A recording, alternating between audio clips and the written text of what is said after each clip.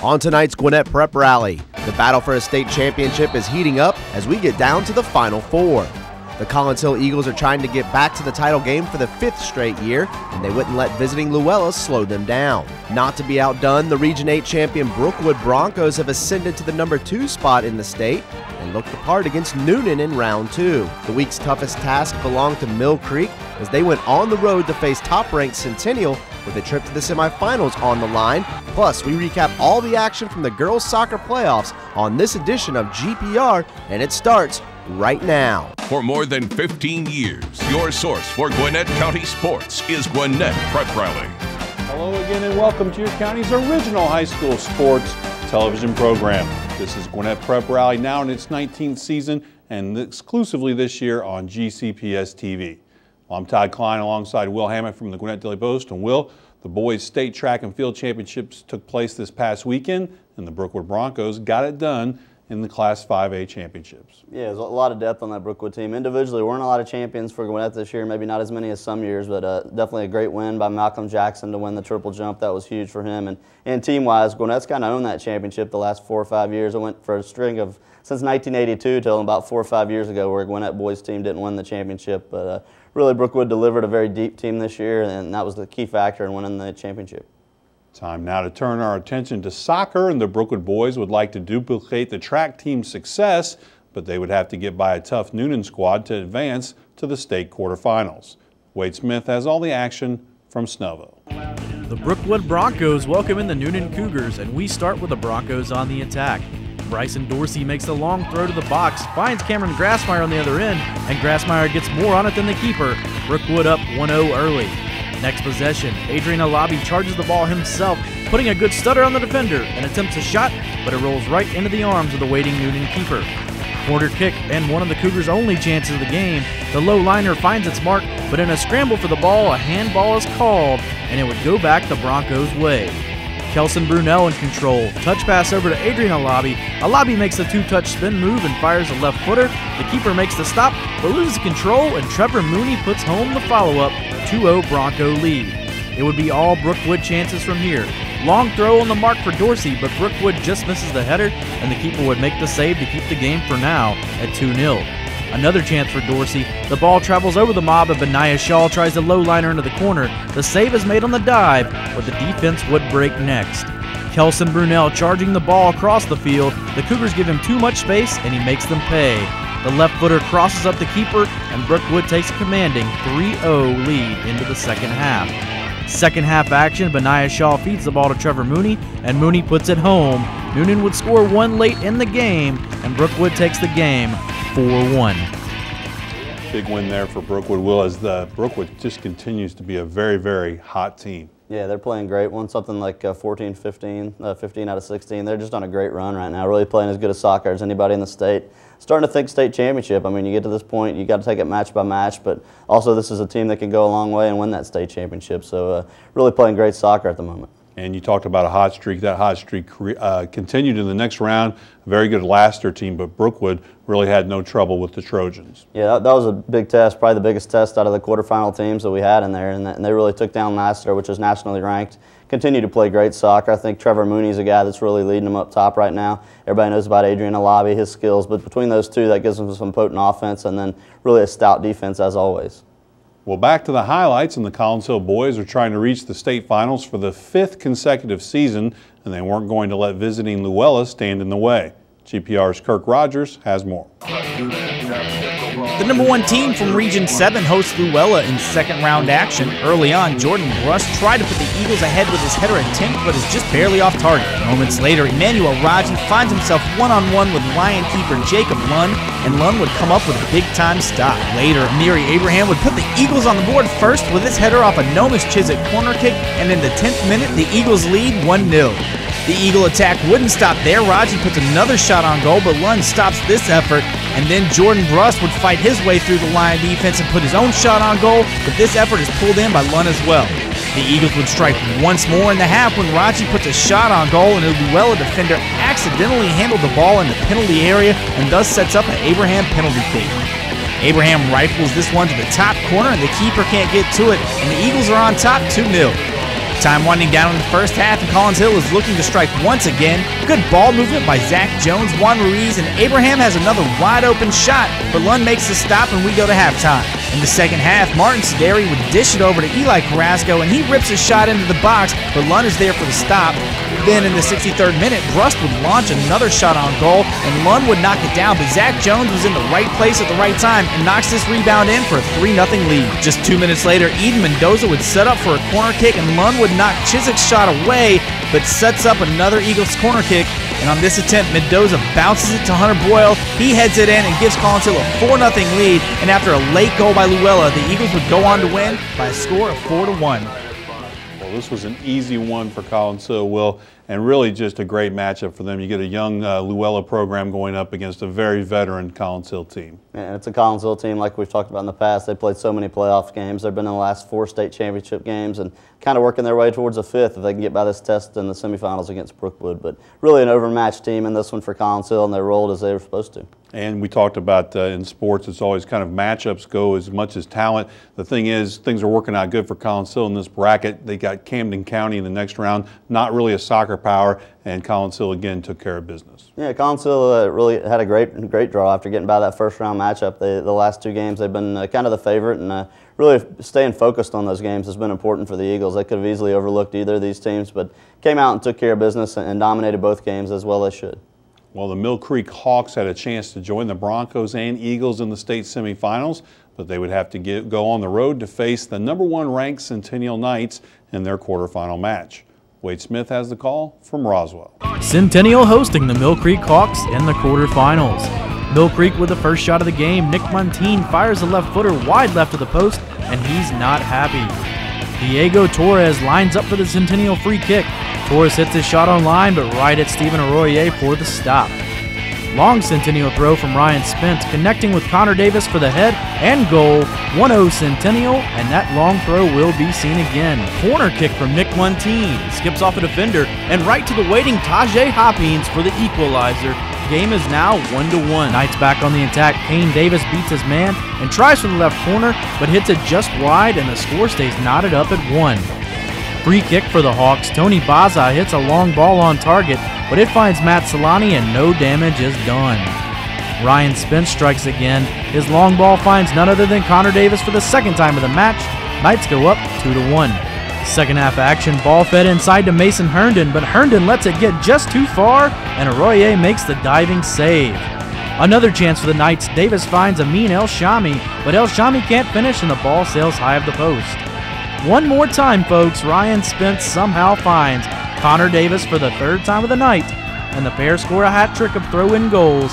Centennial takes this game 3-1. Well, as you see the highlight there, Will, wasn't hard to figure out what the key to this game was. Yeah, they're so dangerous on the long throw-ins. I mean, they kick and throw it all over the place, and really put it where he wants it, and that was the key. Found the head of the same guy 3 times. Obviously, very, very impressive to score goals that way. It gives them quite the weapon going forward.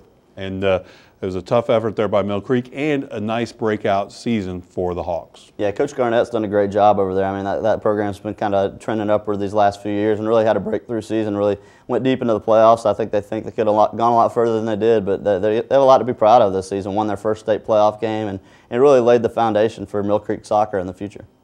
Time now to recap other boys' action from the quarterfinals of the state playoffs. It's brought to you by Tommy Lee Carpets, and we begin with the Parkview Panthers, Will, that are getting on another postseason run. Yeah, really just a crazy couple of games they had to get to this point. They went down to Tiff County, had to win that one, tough game on PKs, and came back to beat Walton in a tough overtime game too. So really just a tough couple of games for Parkview, but here they are still alive. Coach Tomich has really got them playing well. They made a shocking run to the semifinals last year, and they're doing it again. And another team that we expected to be here in the semifinals, GAC. Yeah, they were down 1-0 late in this one. Kind of got a little dicey there for the Spartans, but they came back, tied the game late, ended up scoring the game-winning goal in overtime. So really, like you said, a talented team. They play in the toughest region in the state, so once you get to this point, any team can win AA, and all 4 of the teams left are from that same region, so it's going to be a tough challenge. And talking about GAC, Will, we had talked about earlier this season in the playoffs what they needed to do, and like you said, they needed to stand strong, win challenge. I guess GAC really proved that they could do that in this ball game. They did. They played well, and when it comes to this point, they're not going to have any surprises anymore. They're going to be familiar with the teams they're playing. I think they're going to win their semifinal game and probably going to be looking at Blessed Trinity there in the finals, a team that they have a lot of history with. So should be an interesting game in the championship. And then we look over at Parkview, like you said, a little bit of a surprise. What has fueled these last 2 years, these runs to the semifinals? I think Region 8 soccer is very strong. I think that's kind of shown you what they can do over there on that side of the region. Parkview's challenged the Brookwood for the title there in Region 8, really had a couple of great seasons, and they played Brookwood in a very tight match. We've talked about how good Brookwood is, and Parkview's right up there with them. So I don't think the Parkview Panthers are going to be intimidated, even with that Centennial matchup in the semifinals. Well, let's check in on the ladies' teams competing in the state soccer playoffs. It's brought to you by Breda Pest Management, and we begin with the North Gwinnett Lady Bulldogs.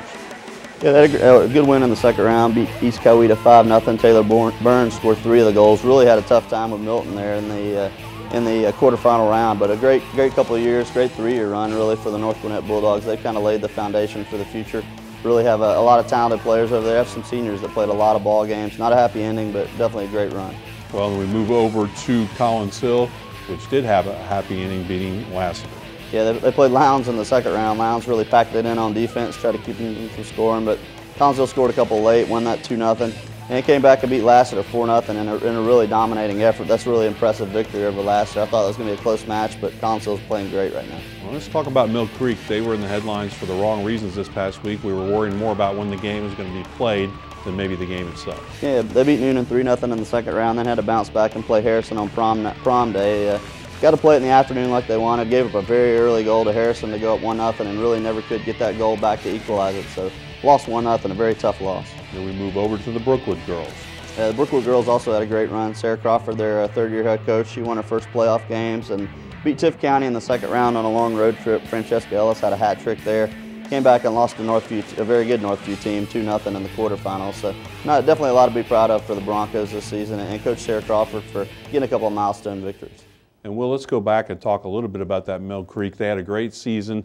Sorry that they had to kind of deal with a little bit of controversy before that game. In your mind, did that affect the outcome, or mainly that was over by that time? I think that was probably over by the time that game happened. Really, just kind of a stunning give up an early goal like that any time in the playoffs. I think Mill Creek definitely played tooth and nail, really fought Harrison the whole way, but I don't think that maybe factored into the outcome, but just giving up that early goal is really tough to overcome.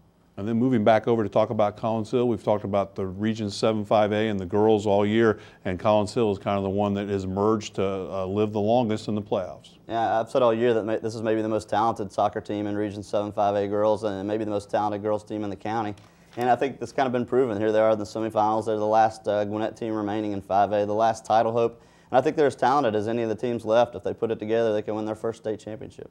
Time now for Will's World. We put 60 seconds on the clock. We get in the mind of our very own Will Hammock, and it's brought to you by Nexstar Communications. Yeah, Shiloh football needs some direction, and they got it this week. Troy Hobbs, North Gwinnett assistant, very popular, well-liked, and also a great football coach up at North Gwinnett. He's going to be the guy that lead that Shiloh program, and he's got some work to do. The team had a bunch of lay coaches, no assistants lined up, so a lot needs to be done over there at Shiloh, but they found a young, energetic guy who's going to get the job done. I look forward to seeing what they can do over there. And another hire while we're talking about it, Russ Triaga, the Kula boys basketball. He's going to be the new head coach. He's a guy with some experience here in Gwinnett County. He's been around. He's coached elsewhere, but he was around at Berkmar when they were having their success in the late 90s, early 2000s. He's a guy that really knows about winning, knows how to get it done, and hopefully he'll be a guy that can take that Kula basketball program to great heights. And here's a guy we saw a lot in football, Billy Best, but he's also quite the baseball player. Had a good career over there in baseball. He's heading to Georgia Gwinnett College to play baseball, and I think he's starting a trend. They're going to start releasing their rosters here pretty soon for the first athletic programs at GGC, and you're going to see a lot of Gwinnett players on those lists. And Billy's certainly going to be one of them, kind of playing for that inaugural baseball team over there at Georgia Gwinnett College. And going back over to GGC, talking about that program, Will, you see a lot of these kids play in high school, and then we keep up with them at other colleges outside of Gwinnett County. Talk about what you think these programs are going to become, maybe a little bit of Gwinnett all-star teams? Yeah, I've had a chance to talk to all the head coaches over there, and they're so excited about the recruiting hotbed that they have in Gwinnett. I mean, they're going to sign players from all over the place, but the core of their team, I mean, I expect any of those rosters to have multiple Gwinnett players on it. That's going to help in a lot of ways. It's going to help with attendance, but it's also going to bring a lot of talented players over there. So So I look for a lot of Gwinnett players to be on those rosters. I want to go back and ask you a little bit about that Shiloh head coaching position. I think you hit the nail on the head. You need somebody young and energetic to come in there, maybe turn things around. Do you expect them to also have a high-powered offense? I think so. Coach Hobbs has obviously been around some pretty good offenses up there at North Gwinnett, and he's a guy that he's been their special teams coach up there too. So I imagine they're going to be very strong on special teams. He's a guy that's that's what they needed over there. Young, he's an assistant guy who really wants to prove himself, but he's young, he's energetic. He's going to get those kids behind him. He's working for a very good principal over there and hopefully a very good athletic director when they get that hired. So a very bright future, I think, for him. Well, the second round of the baseball state playoffs took place last week, so let's recap how Gwinnett teams did in Class 5A. It's brought to you by Britt's Home Furnishing, and we start off with the Grayson Rams, who are playing some very good baseball. Yeah, Grayson's kind of had to be the road warrior here in the playoffs. They went over and beat Luella 5-1, 4-3 in a tough series. Got to face North Cobb here in the quarterfinal round, but really a talented baseball team. Coach Chan Brown's told us all season how good Grayson is, and really there's 3 very good baseball teams from that region left. Yeah, Mill Creek being one of the others. Yeah, Mill Creek's doing well. Gwinnett's done well in the baseball playoffs, just rolling right along. Mill Creek took care of East Coweta really with no problem, winning 10-1 and 5-3. Rolling into the quarterfinals where they'll meet Camden County. I think that's a team that they should definitely beat. I look for Mill Creek to get to the semifinal round, and they play in a very tough region, won a very tough region, so they have some title hopes as well. And then over in Region 8-5A, Brookwood Broncos are also playing well in the playoffs. Yeah, they're really deep on pitching. I think that's a big part of what they do. If they can score some runs, I think they're going to be playing with anybody. Playing great baseball right now. Took a long road trip to Colquitt County and won 9-1, 3-0. They got Harrison in the quarterfinals. It's going to be a fairly tough matchup, but I like the Brookwood's chances. Finally, we're talking about another powerhouse, Parkview. Yeah, Parkview's rolling right along. They're probably the toughest matchup out of the quarterfinals. They're going to play Hillgrove in a rematch of last year's state championship series, but Parkview rolled right into that matchup, beat Tift County 14-1, 4-3. I think Parkview obviously has a lot of veterans on that team, a lot of experience from the state championship team.